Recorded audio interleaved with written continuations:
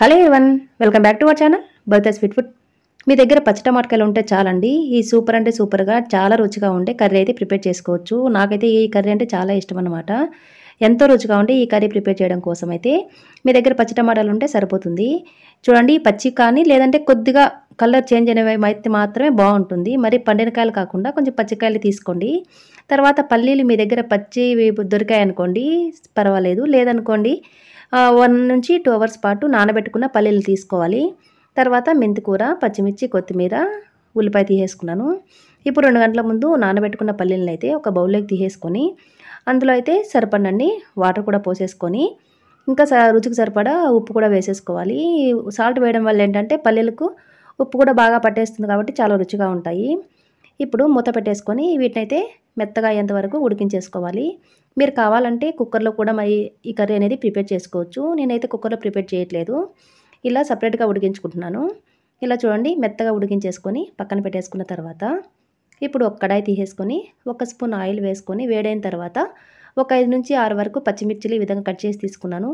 ఒక ఉల్లిపాయను కూడా మీడియం సైజ్గా ముక్కలుగా కట్ చేసుకొని వేసుకొని లో ఫ్లేమ్లోనే ఫ్రై చేసుకోవాలి.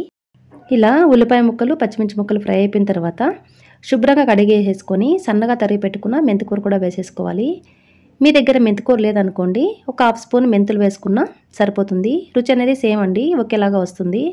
ఇలా మెంతికూర కూడా 2 నిమిషాల పాటు ఫ్రై చేసుకున్న తర్వాత ఇలా మీడియం సైజులో కట్ చేసుకున్న టమాటా ముక్కలు కూడా వేసేసుకొని ఇంకొక 2 నిమిషాల పాటు ఫ్రై చేసుకోవాలి.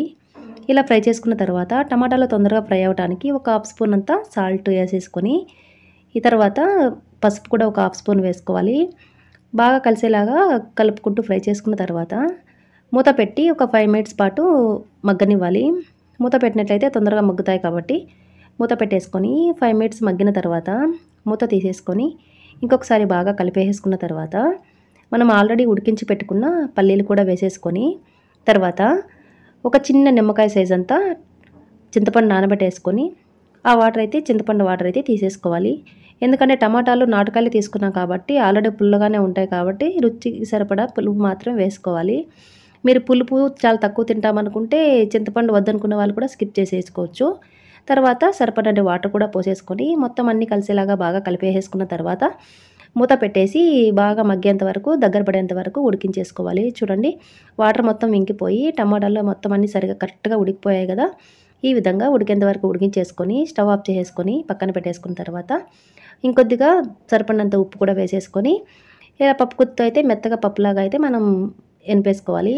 ఈ విధంగా మనం వీలైనంత మెత్తగా అయితే ఇలా పప్పులాగా రుద్దేసుకొని పక్కన పెట్టేసుకున్న తర్వాత ఇప్పుడు ఒక కడాయి తీసేసుకొని 2 స్పూన్లంతా ఆయిల్ వేసుకొని వేడైన తర్వాత ఆవాలు, జీలకర్ర వేసుకొని అవి చిటపటలాడిన తర్వాత సన్నగా తరిగి పెట్టుకున్న ఉల్లిపాయ ముక్కలు, కచ్చాపచ్చగా దంచి పెట్టుకున్న వెల్లుల్లి కూడా వేసేసుకొని తర్వాత 2 ఎండుమిర్చిలు వేసుకోవాలి. తర్వాత కరివేపాకు కూడా ఒక రెమ్మ వేసేసుకొని లో ఫ్లేమ్లోనే మంచిగా గోల్డెన్ బ్రౌన్ కలర్ వచ్చేంత వరకు ఫ్రై చేసేసుకోవాలి. ఈ విధంగా బాగా ఫ్రై అయిపోయిన తర్వాత చిటికెడైతే ఇంగువ వేసుకున్న తర్వాత సన్నగా తరిగి పెట్టుకున్న నాటు కొత్తిమీర వేసుకుంటున్నాను. నాటు కొత్తిమీర వేయడం వల్ల ఏంటంటే ఈ పులగూరకి మంచి వాసనే కాదండి, రుచి కూడా చాలా బాగుంటుంది.